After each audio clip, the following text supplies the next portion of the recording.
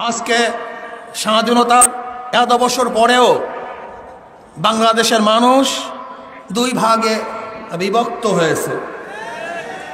এক, ইসলামপন্থী, দুই, নাস্তিকপন্থী। ইসলামপন্থী, নাস্তিকপন্থী। ইসলামপন্থীরা মনে করে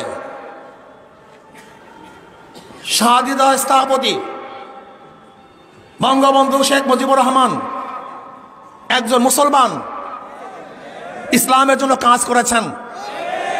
আর নাস্তিকপন্থীরা মনে করে শেখ সাহেব একজন সেকুলার, নাস্তিক, কমিউনিস্ট, তিনি ইসলামের বিপক্ষে কাজ করেছেন।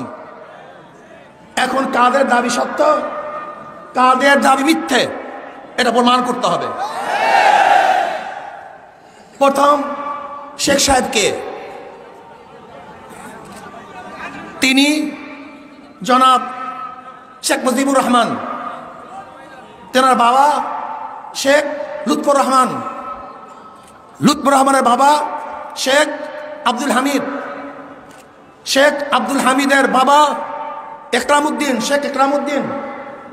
শেখ একরামউদ্দিনের বাবা শেখ বুরহানুদ্দিন, শেখ বুরহানুদ্দিনের বাবা শেখ জানে মাহমুদ ওরফে তেকরি শেখ, শেখ তেকরি শেখের বাবা জনাব জহির শেখের বাবা জনাব দরবেশ আব্দুল আউয়াল,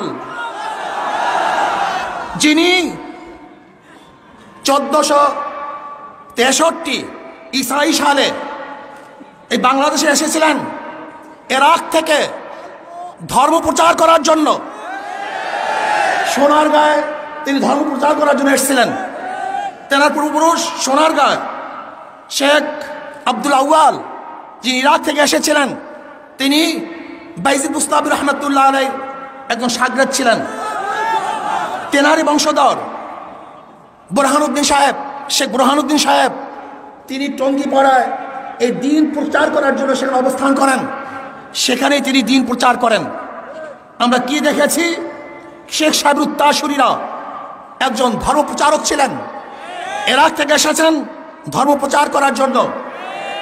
শেখ সাহেবের বাবা একজন দাড়িওয়ালা, টুপিওয়ালা, তার দাদা একজন দিনদার, তার পূর্বপুরুষ সবাই মুসলমান।